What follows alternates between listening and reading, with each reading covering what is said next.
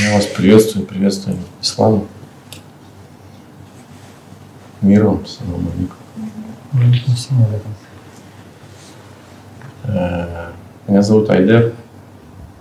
Я есть муфти Крыма, здесь, в Украине. Как вас зовут? Давайте знакомиться. Это сунна пророка Мухаммада. Абдурахим. Как? Абдурахим. Абдурахим. Очень приятно. Аспан. Асбан? Аспан. Аспан? Аспан. Аспан? Тимур, сын Искандера. Тимур, сын Искандера. Абдурахим. Абдурахим. Рад видеть его. Очень красивое имя. Между прочим, одно из наилучших имен. Аспан, я не знаю, что означает. Небо. Немо? Немо? А что значит небо? Аспан по-казахски. Небо по-казахски аспан. Переводит. Тимур? Тоже не знаю, если честно, что означает. Железо. Железо, да? Абдурахим сам откуда? Таджикистан. Таджикистан? Аспан? Оренбургская область. Это где? Оренбургская область. Сама Россия, не она? Куда Россия? Оренбургская область, город Орск. Ну, по национальности это Казах. Казах? Ну, не из Казахстана, да, получается? Да. И Казахстан там рядом. Недалеко. С Оренбургской областью реально граничит с Казахстаном. А Тимур? Я родом из Киргизии, но живу в Краснодарском крае. Я сам родился в условиях депортации. Я крымский татарин. Нас депортировали в 1944 году, Сталин. Все мусульманские народы обвинили в предательстве почему-то. Депортировали. 1 900 с чем-то тысяч было депортировано, половина погибла в поездах. И, получается, и бабушка, и дедушка были депортированы. Мать, отец родились в депортации в Узбекистане. И я тоже родился в депортации. Ну, хорошо, приятно было с вами познакомиться. Меня, конечно, подробности не интересуют. Другие наверняка вас уже об этом спрашивали. Мы собрались просто, чтобы побеседовать. Просто побеседовать. Ну, скажу так, как бы, если мы встретились бы на поле боя, мне бы не хотелось вас убивать, но я бы вас убил. Я человек искренний, говорю как есть. Поэтому прошу, чтобы вы тоже были искренни со мной, чтобы мы побеседовали. Возможно, что-то вы для себя уясните. Возможно, что-то я для себя новое подчеркну. Но поскольку вы в мечети находитесь, а мечеть — это дом Аллаха, то вы, несмотря на все обстоятельства, вы дуюфур Рахман. Ты же Абдурахман? Абдурахим. Но тем не менее, Рахим, Рахман — это все именно Всевышний. Вы гости, его гости. Буду относиться к вам как к гостям. Нет, я еще здесь. Я не завтракал.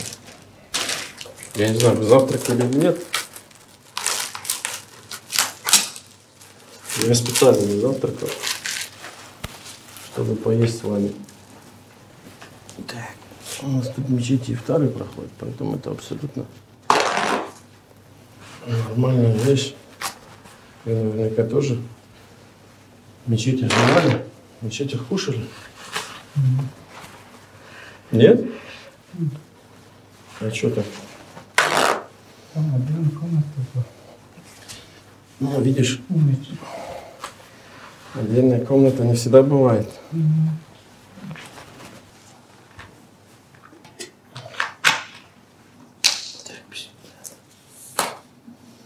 Самсо еще горячее, смотри. Это материнский рецепт, мать пекла. Я попросил специально ее, чтобы она испекла. Когда последний раз в Самсу ел? Да. Давно? Да, все.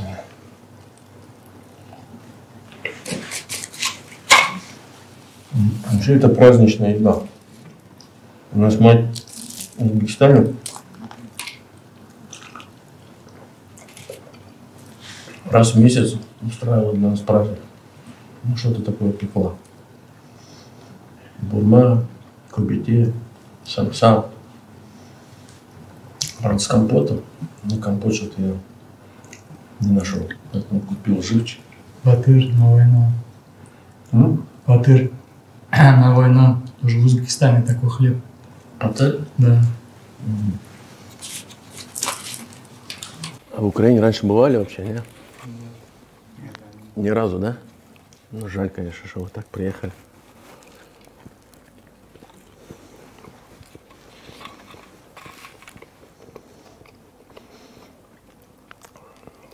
У меня очень много друзей кыргызов было со мной. Я учился в Иордании.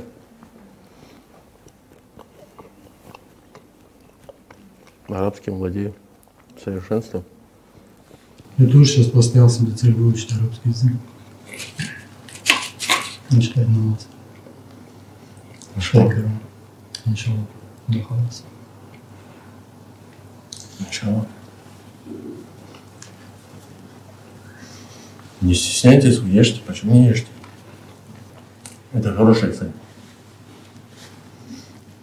А раньше изучал арабский? Нет, не изучал.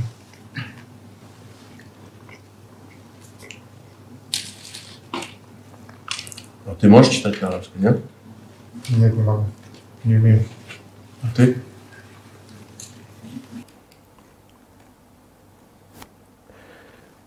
Можете мне просто честно ответить? Честно только. Да. А зачем? Вот мотивация какая? Это чисто для меня. Очень интересно просто. Вот честно только. В общем, если масштабно взять, то за родину, за детей. За родину? Ну, это из информации. Я только язык не учу. А реально начал понимать? Да.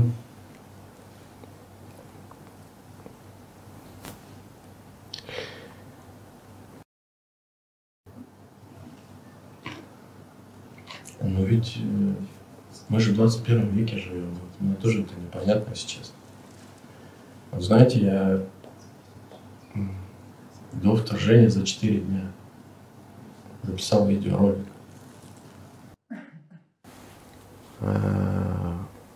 С обращением как раз вот, ну, к таким, как вы, к их родственникам. Не знаю, слышали вы его, не слышали? Не слышали, да? Хотя он в топ попал Ютуба. Ну, там на других площадках его разместили.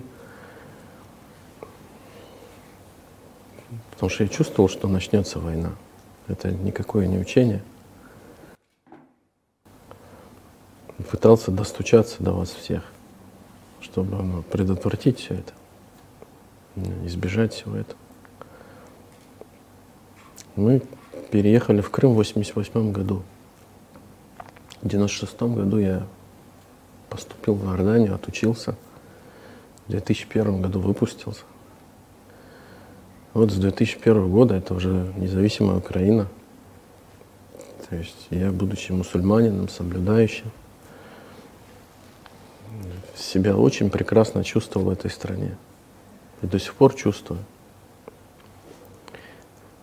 А в 2014 году пришла еще одна беда — оккупация Крыма. Крым оккупировали. То есть я уже стал невъездной в Крым. Особенно после 2016 года, когда меня муфтием избрали. Хотя мои родственники все там, все мое имущество там, родители там. Ну, они сейчас здесь, слава богу, родители, именно родители. А хотя родственники все там. То есть это нескончаемые беды, которые приносит Россия. Россия приносит беды вот, конкретно нашему народу. Да и всем этим нашим мусульманским, братским народам. Я не знаю, историю читали, не читали. Какую историю читали? Опять же, ну почитайте историю, это же не тяжело. Просто открыть источники почитать, какой геноцид проводили.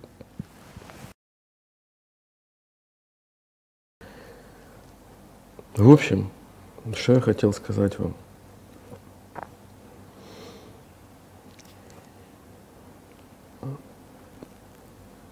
Ну, вы реально думаете, да, что это джихад?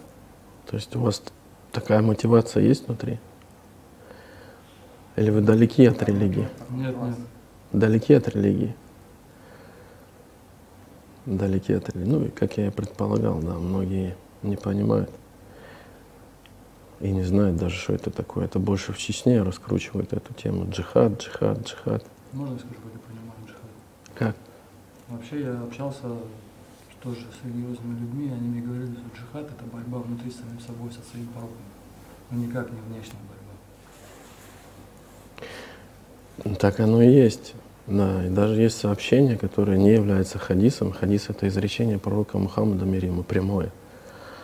Но это вот эти слова о том, что великий джихад — это борьба с душой, они принадлежат одному из табиунов. Табиуны — это поколение, которые пришли после сподвижников. Сподвижники — это первые ученики пророка Мухаммада, мир ему. Первое поколение. Так оно и есть, да. И ученые подтверждают это, многие. Говорят о том, что великий джихад, великая борьба — это борьба со своим эго, со своей неизменной душой. И только лишь война на поле сражения — это есть малый джихад, малая борьба. Ну, как бы там ни было, такой джихад тоже есть. Он есть. Просто имамы зла, я их так назову, они были, есть и будут, к сожалению, которые торгуют религией, используют религию в своих целях. Это очень жаль. Но чтобы этого не было, пророк Мухаммад, мир ему, он оставил для нас книгу, последнюю книгу, печать пророчества Коран, которую мы можем открывать, читать, изучать сами. Сами вникать, сами понимать. Он оставил после себя изречения, которые были собраны в сборники. Не знаю, слышали про такие, нет? Сборники имам Аль-Бухари, имам Муслим. Это достоверное изречение пророка Мухаммада о том, что он так сказал, или так сказал, и так сказал. Эти все изречения не толкуют Коран, объясняют Коран. То есть если Коран, там, может быть, нет всех деталей, то в сунне пророка, сунна пророка — это его путь. В его хадисах, изречениях есть толкование, объяснение, как это понимать. Понимаете, да? Да. И об этом прямо Всевышний сам говорит. «Вама янтаку анил хава, ин хуа илля вахью юха». В суре «Звезда Наджм». Он не говорит по пристрастию своему, то есть Мухаммад. Он говорит лишь то, что внушено ему. А что Всевышний говорит в Коране, например?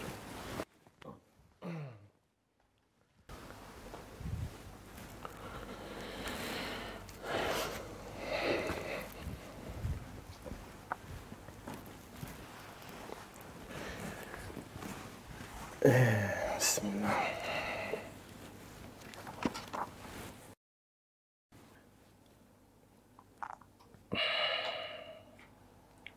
93-й аят. Аузу биллахи минаш шайтанир раджим.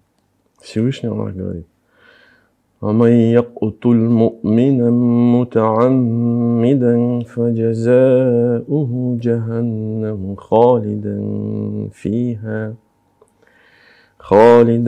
فيها وغضب الله عليه ولعنه وأعد له عذابا عظيما. Что в переводе означает: тот, кто убьет верующего преднамеренно, то расплата ему будет гиенна, ад, в котором он будет пребывать вечно. Вагадиб Аллаху алейхи. Аллах разгневался на него и проклял его, и уготовил ему великое наказание. Теперь вот Я, по сути, повторяю то, что говорил вот 4 дня до вторжения. Ну, вот вы шли в Украину, да? В Украине, ну, не так, как в России. 20 миллионов мусульман. Хотя, опять же, 20 миллионов мусульман. Кто эти мусульмане, тоже непонятно. Тут 2 миллиона мусульман. Меньше. Я говорю 2, с учетом Крыма. Но тут у нас практически в каждом городе мечети есть. По всей Украине мечети есть. Дома Аллаха есть. Мусульмане есть. Убийство мусульманина – это гнев Аллаха. Это прямой путь в ад. На сегодняшний день, я не знаю, знаете вы, не знаете, я ведь предупреждал, что это случится. В Северодонецке мечеть разрушена, в Мариуполе до этого разрушена. Но в Константиновске под обстрел попало. У нас буквально позавчера съезд онлайн общин прошел наших, который входит в наше духовное управление мусульман Крыма здесь. Очень много наших общин, потому что так сложилось, что в 1968 году, когда крымские татары переселялись, они осели на юге материковой части Украины, в Херсонской области. Они просто пережили этот ужас, понимаете? Обычные мусульмане с детьми, с семьями, в подвалах десятки дней находились. На свой страх и риск потом через обстрелы на машинах уезжали.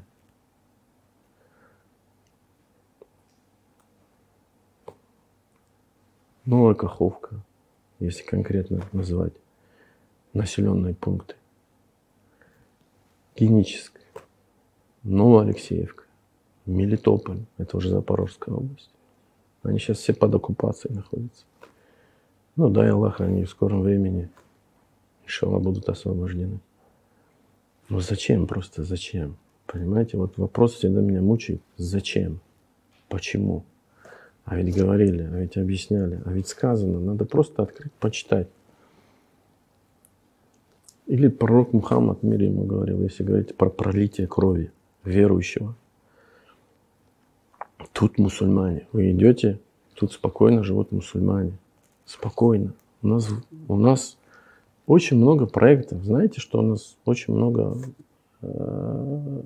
мусульман-украинцев, которые сами принимают ислам. Сами принимают ислам. У нас такие проекты есть, которые вы себе даже вообразить не можете. То есть у нас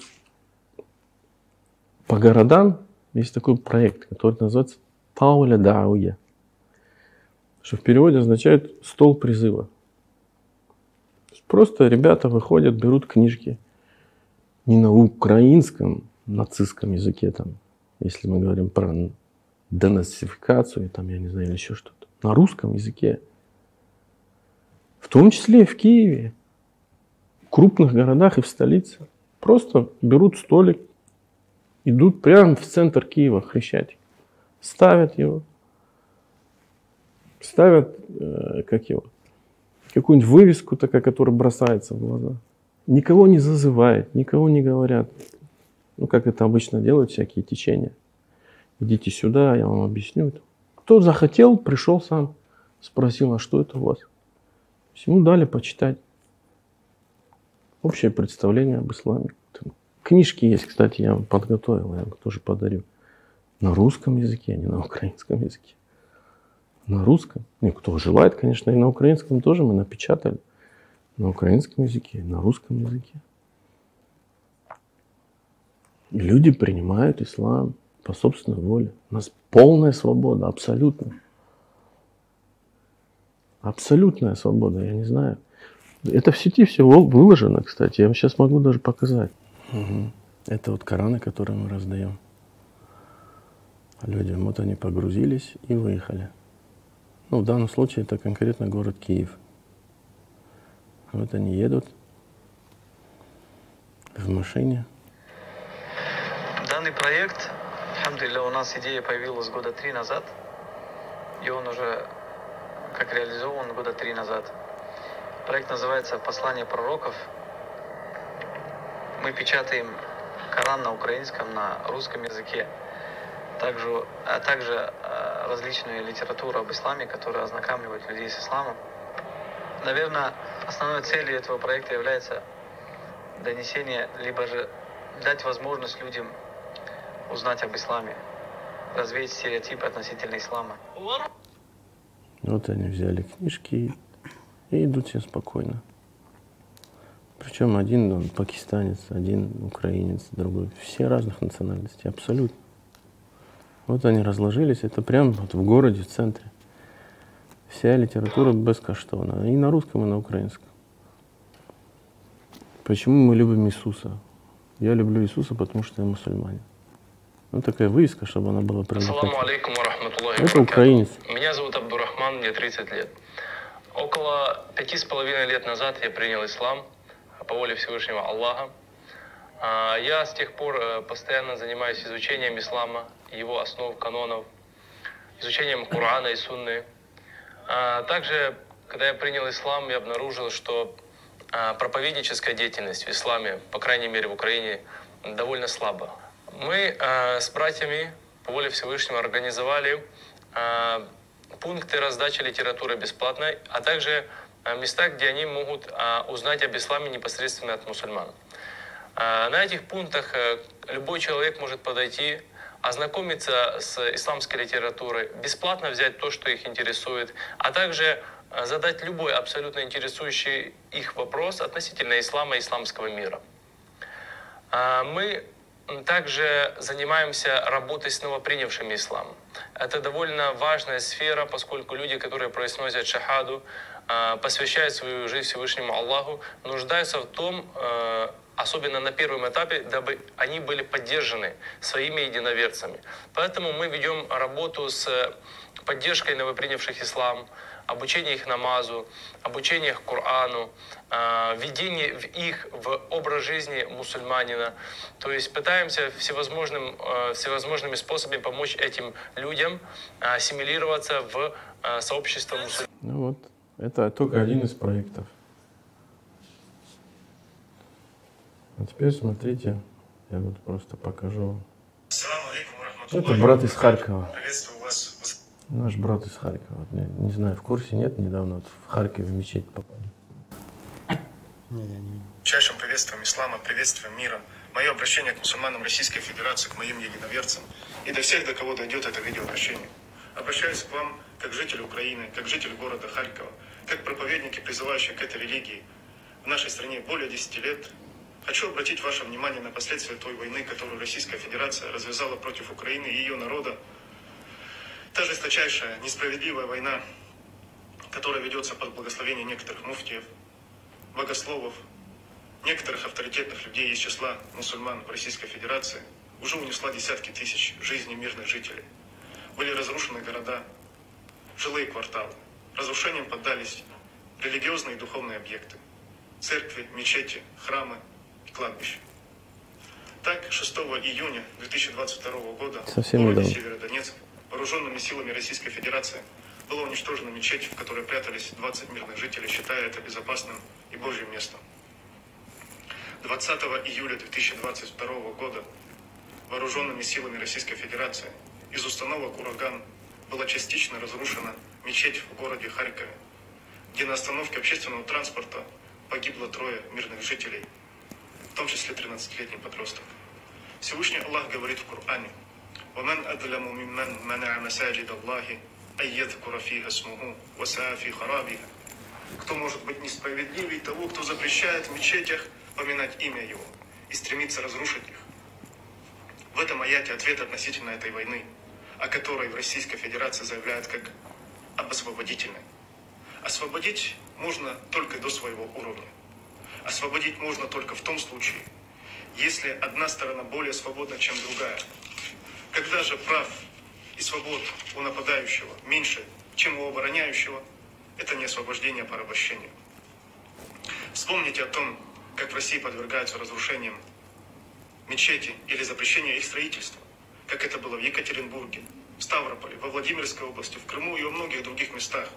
Вспомните последний случай с нашим братом Артуром Усяевым в Калининграде, который на свои деньги дважды построил мечеть, за что поплатился сперва свободой, а позже и жизнью. Теперь Российская Федерация освобождает мусульман Украины от наших мечетей.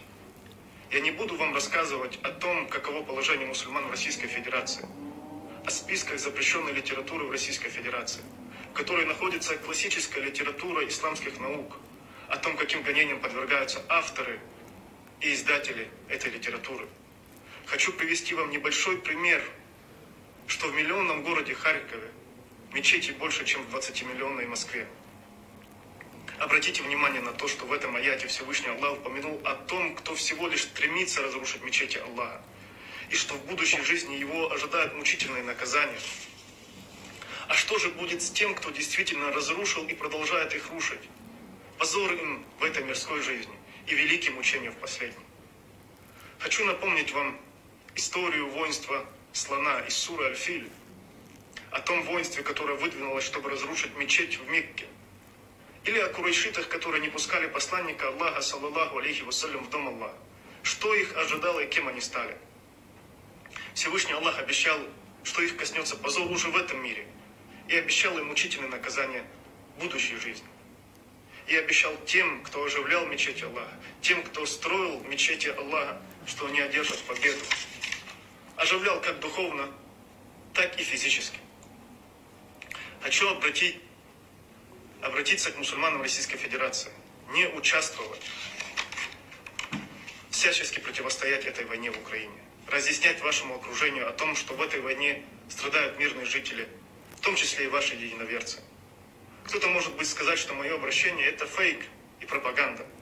Однако клянусь Всевышним Аллахом, у которого нет сотоварища, все, что я вам говорю, является чистейшей правдой. И отношения мусульман Украины в это тяжелое время стоят на стороне Украины и ее народа. Если бы мы ждали так называемого освобождения или хотели жить в России и находились бы под оккупацией, под гнетом вымышленных бандеровцев или фашистов, мы бы переселились к вам в Россию, а не наоборот, когда тысячи мусульман Российской Федерации находят убежище, находят приют в Украине. Хочу обратиться также к мусульманским государствам, к народам, не поддерживать, не помогать России в этой войне, которую она развязала. Потому что она направлена в том числе и против ваших единоверцев, против нас, мусульман Украины. И в конце, хвала Аллаху, Господу миров. В общем, вот так вот.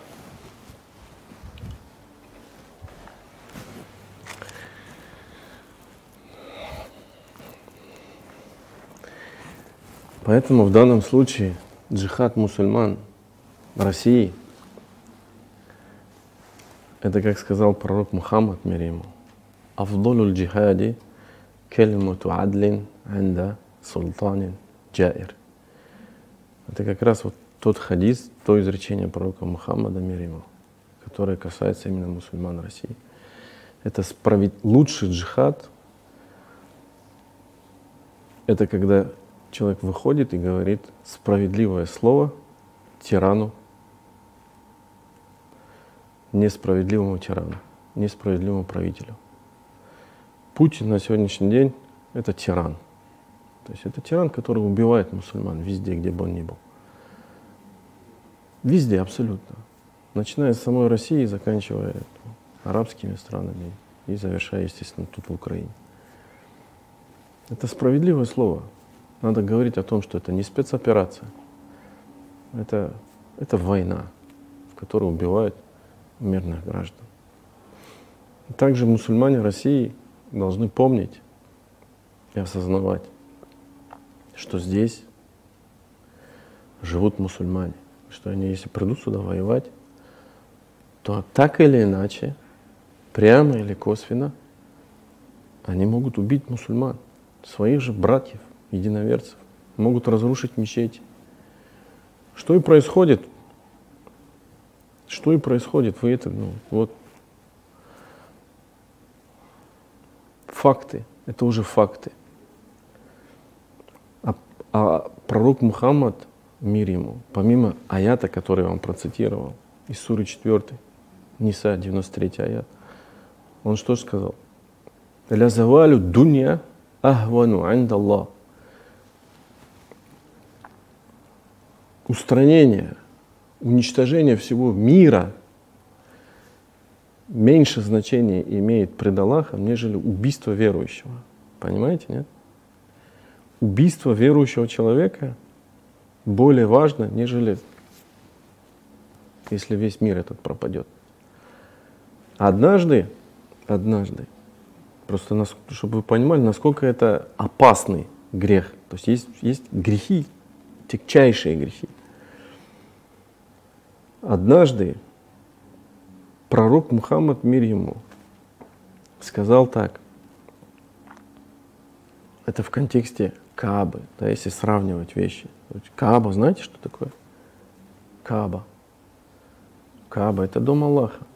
Это первый храм, который был сооружен. Да. Это когда в хадж люди отправляются туда, к Каабе. Она находится в Мекке, святыни мусульман. Совершается талаф, там совершаются обряды хадж. Сказал: «Ма от ябуки, насколько же ты благая». Но тем не менее, пролитие крови верующего, пророк Мухаммад, он сказал, что более тягчайший грех, нежели разрушение Каабы. Вы можете себе представить? Суть заключается именно в этом. Может, у вас есть какие-то вопросы? Может, вас что-то интересует?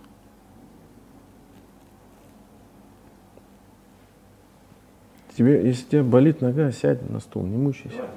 Да. Не мучайся, давай.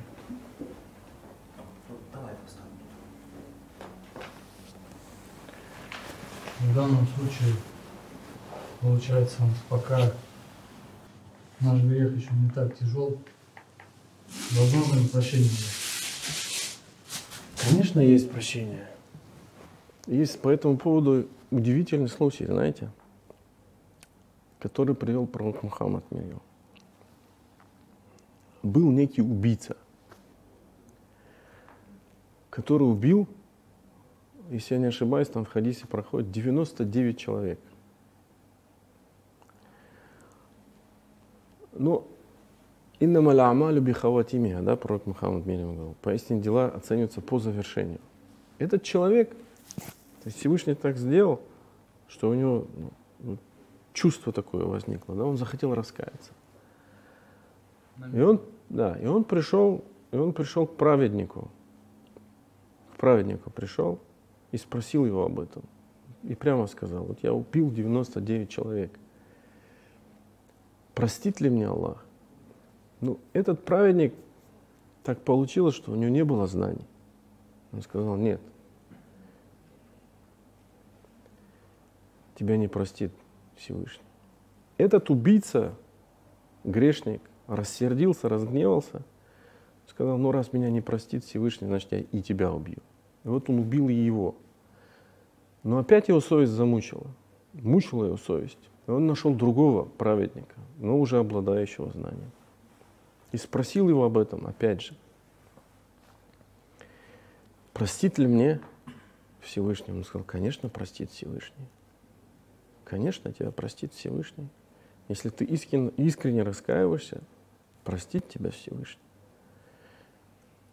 Он его попросил совета, что ему делать. Он ему дал совет, сказал: живи среди праведных людей, среди верующих людей. Потому что окружение на человека очень сильно влияет. И пророк Мухаммад, мир ему, говорил: аль-мар'у аля дини халили. Человек следует вере своего близкого друга. И вот он вознамерился, вышел в путь. Вышел в путь, направляясь к этому селению. Из селения, где жили грешники, в селение, где жили не грешники, верующие, праведные люди. По дороге ангел смерти приходит и забирает его душу. И когда его душу забрали, ангелы начали припираться, куда он попадет, в ад или в рай. и измерилось расстояние. Оказалось, что расстояние до селения, где жили верующие праведники, оказалось меньшим, чем нежели расстояние до того села, откуда он уехал. И ему было прощено. Вот такая дивная история, но я ее своими словами передал вам, рассказал. Дверь покаяния, она открыта. Но пока не подступит душа к горлу. Знаете, да? У меня весь вечер в театре был. Как мне сказали, что я сюда приду, но с тех пор у меня подошло прямо сюда, и я здесь чувствовал, что Аллах меня зовет. Имеется в виду агония смерти, да? Как было с фараоном. Понимаете, фараон, знаете эту историю с фараоном?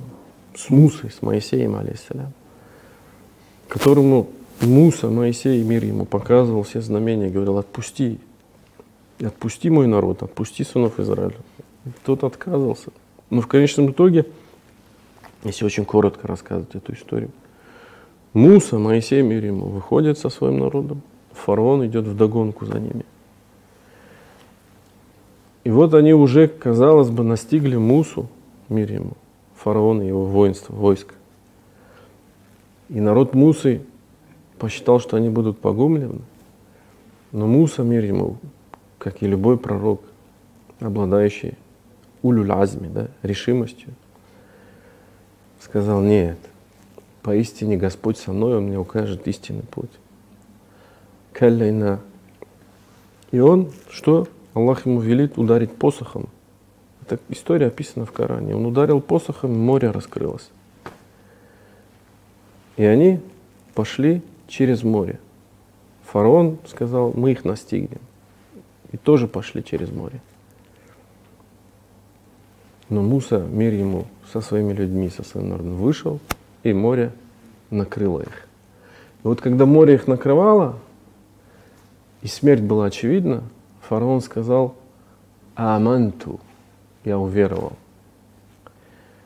Но Всевышний возразил ему, это все описано в Коране, сказал: аль-ана, а сейчас? Разве сейчас? Только сейчас? И тогда Всевышний ему сказал: сегодня мы сохраним твое тело, дабы оно осталось знамением для тех, кто будет после вас. Кстати, был недавно случай, как нашли тело тоже одного мусульманина, к сожалению, которое вот так осталось. И у меня такие ассоциации возникли. Знамение, знак. Можно показать, покажите, да.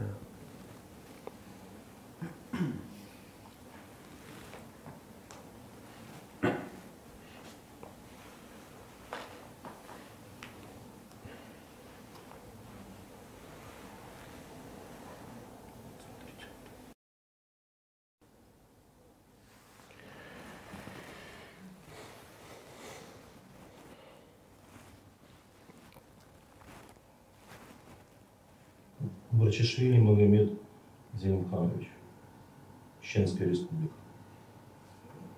Видите, в каком состоянии.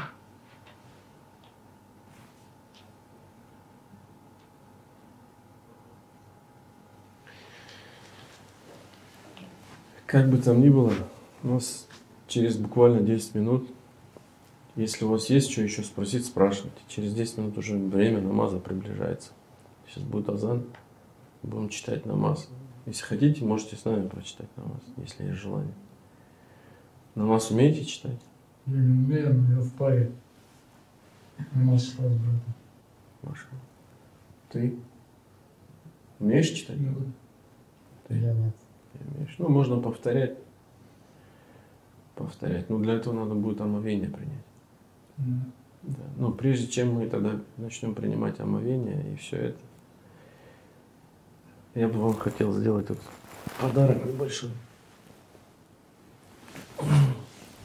Сидите.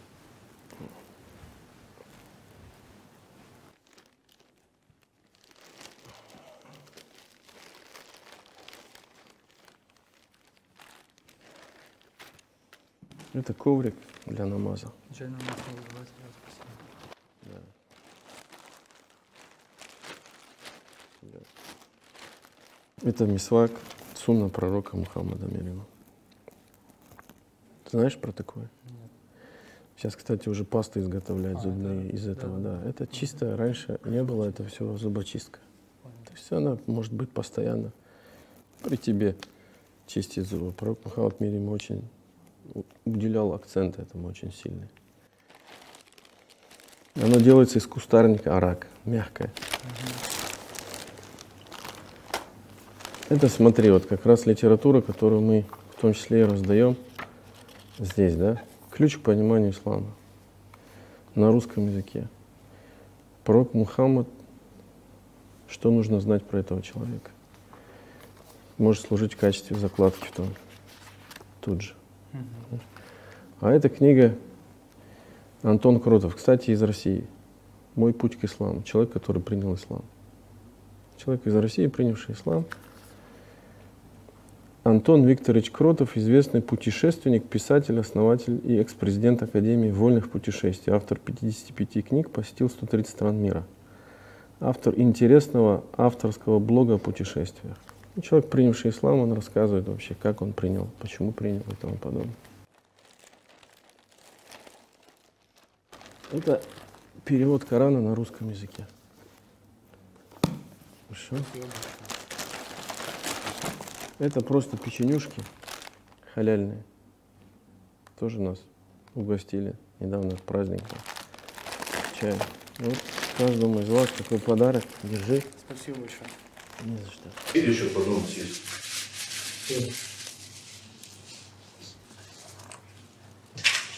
Наталья, ну что, выключи. Нет, все, спасибо на вас. Можно нескромную просьбу? Я бы хотел научиться намаз читать. Если есть какая-нибудь брошюра самоучитель? Есть. Да. Конечно. Сейчас я позвоню, скажу. Кстати, вот наш Омар с Таджикистана тоже. Решер. Брат Омар с Таджикистана тоже, который сейчас поднимет книжки. У нас еще минут 5 есть. Вот, можно было бы сейчас омовение принять, я не знаю. Можно, да, вот тут омовение принять? Да. Все тогда по... Там 3 кабинки, в принципе. Омовение принимать можете? Я могу показать еще. Ну, я знаю, как, да, 3 раза там все. Ты знаешь, нет? Осман? Нет. Ну, идем. Я тебе просто объясню. Смотри, принимаешь намерение, что ты принимаешь омовение. Моешь кисти рук. Сильно. Да, надо вымыть кисти рук, надо вымыть лицо, сполоснуть рот. В пакетике. Пакетик.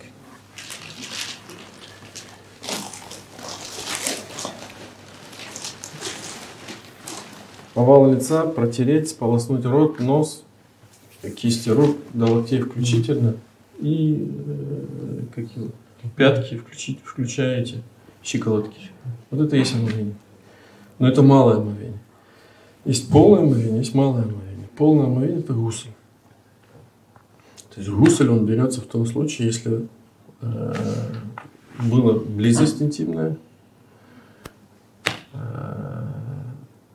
либо если у женщины есть месячные и тому подобное. Ну, мы сейчас вопросы фикха не будем разбирать. А малое омовение нарушается в том случае, если что-то выходит или с савелин, да, либо спереди, либо сзади. Хорошо? Ну, можно по 2, наверное, да, идем вдвоем идем. Хайя аля ссалах, хайя аля фалах, хайя аля фалах. Аллаху акбар, Аллаху акбар. لا إله إلا الله. Сунна молится просто каждый сам по себе. Вопросов поклонения следует пророку Мухаммаду. Как мы учили, так мы и делаем. Есть необязательная молитва, она называется сунна. Есть обязательная молитва, которая называется фард. Сунну каждый мусульманин совершает сам по себе. То есть каждый становится отдельно, читает. Фард, он совершается коллективно, вместе. Становится имам, становятся те, кто молится за ним, и вместе совершаем. Хорошо?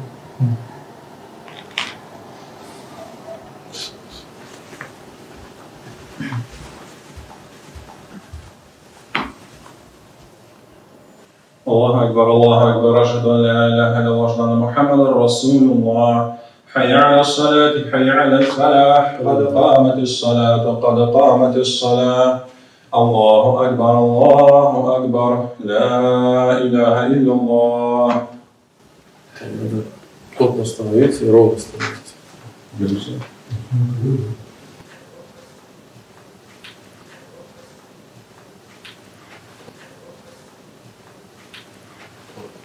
Не оставляй. Ты можешь сидя. Сейчас стул все. Если человек не может стоя молиться, он молится сидя. А если не может сидя, молится лежа. Если даже не может лежа, то молится мысленно. Молитва ни в коем случае не оставляет этого.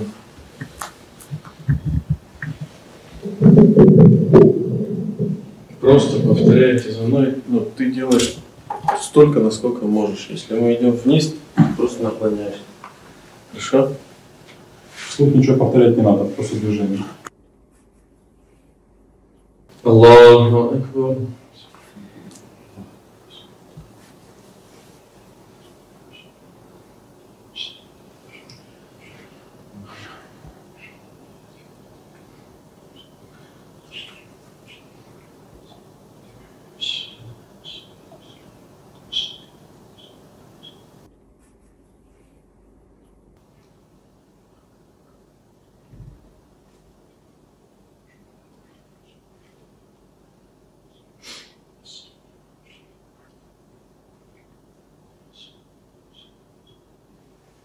Allahu Akbar.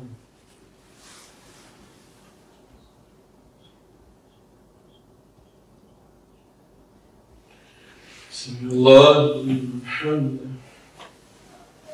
Allahu Akbar.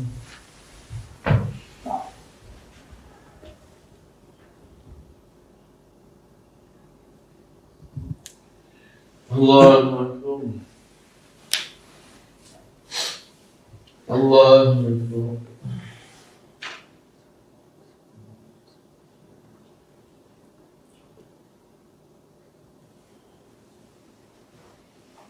Allahu Akbar.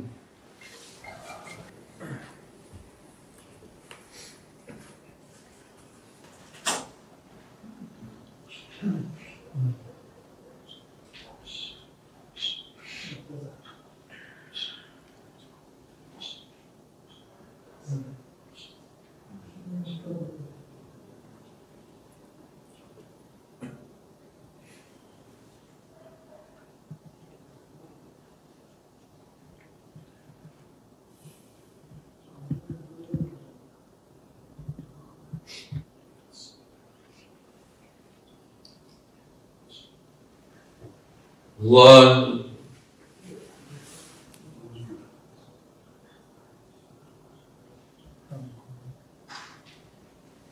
Sami'allahu liman hamidah. Allah.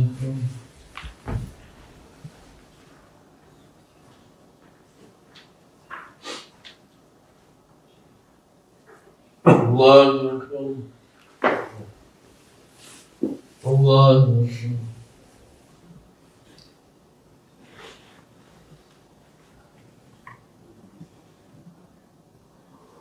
Allahu Akbar.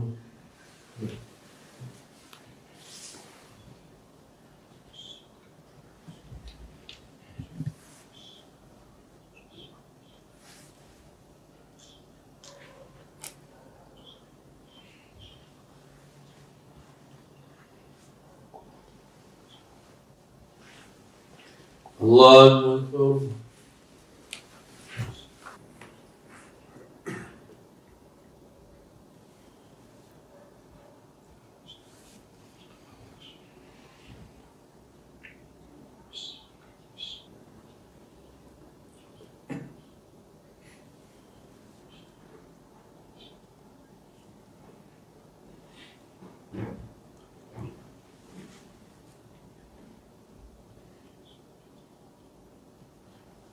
Аллаху Акбар.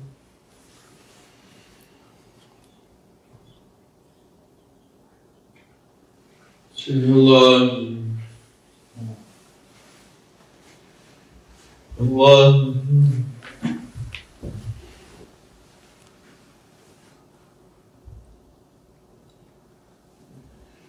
Аллаху Аллаху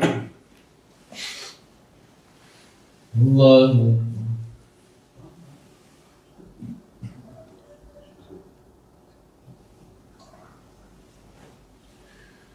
Аллаху Акбар.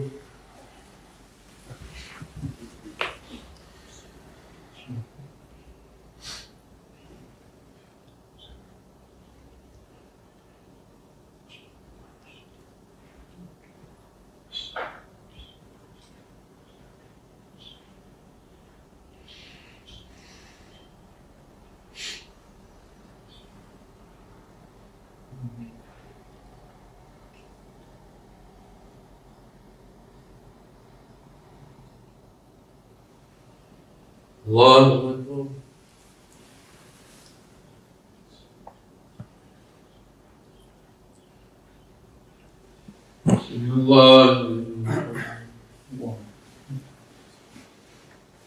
Allahu Akbar. Allahu Akbar.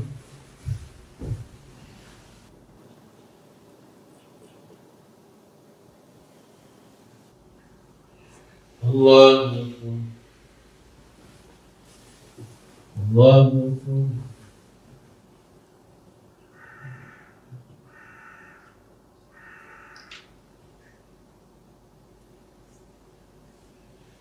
Allahu Akbar.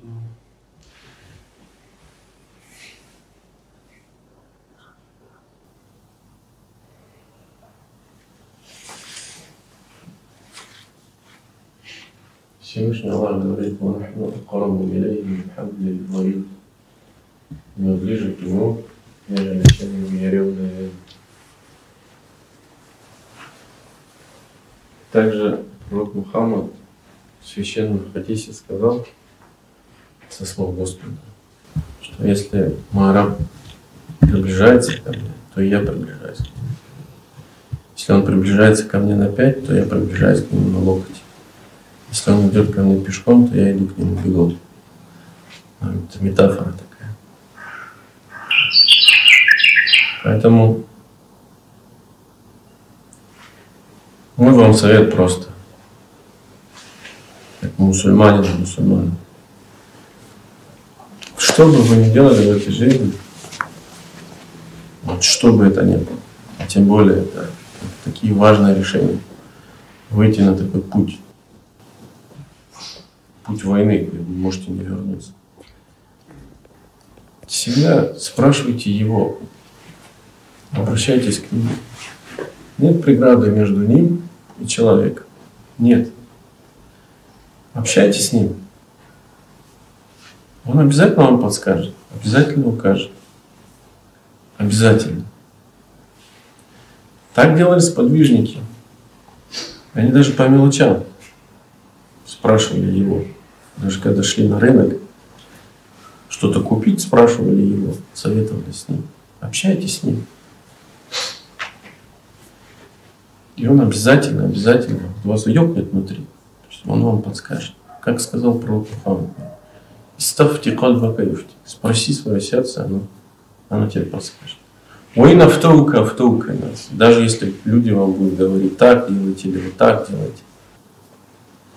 Понимаете? Пусть Всевышний Аллах примет нашу мольбу. Пусть Всевышний дарует пользу от этой беседы нашей.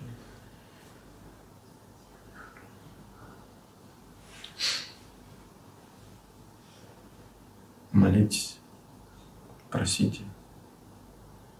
Дай Аллах, чтобы Он открыл. Если будет какая-то потребность, можете обращаться через. Спасибо вам большое. Это для меня всегда в моем сердце останется, и я достигну своей цели. Я буду молиться. Научусь выучить арабский язык. Буду совершать намаз. Я надеюсь, Аллах укажет мне правильный путь. Хорошо. Все, был рад познакомиться с вами тогда. Спасибо большое.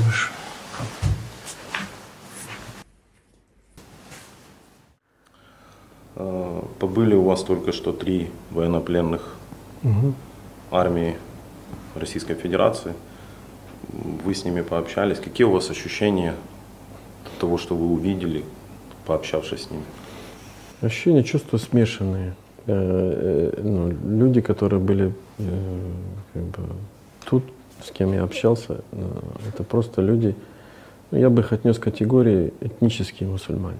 Вот, этнические традиционные мусульмане, которые вообще далеки от своей религии, в которых не у всех, правда, а у одного. То есть я почувствовал искренность, некую искренность, действительно. То есть один из них говорил, что он реально пришел сюда воевать ради идей, но в то же время после беседы с ним, то есть чувствовалось во всяком случае, что он проникся и что-то там вот ёкнуло, что-то изменилось. Когда начинаешь объяснять Коран, когда начинаешь объяснять слова пророка Мухаммада мир ему. А остальные двое, к сожалению, это просто обычные этнические граждане России, независимо от того, какой национальности, которых используют, просто бросают и все, которые являются жертвами пропаганды, кидают сюда. Обманутые жертвы пропаганды. Такие есть? Да. Такие вот чувства, ощущения. Дай Аллах, пусть Всевышний сделает благом эту беседу, потому что вера — это есть самое нечто сокровенное, что есть у человека. То есть человек, когда проходит через подобные испытания, он все равно задумывается о нем, о Всевышнем.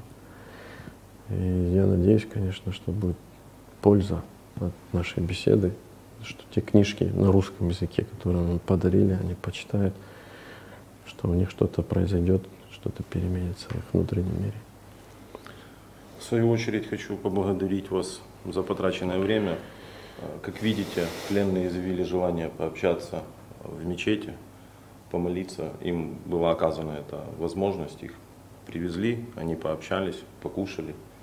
Поэтому, как бы мы не были люты к своему врагу, мы все равно остаемся людьми и человечны. Спасибо вам. Спасибо.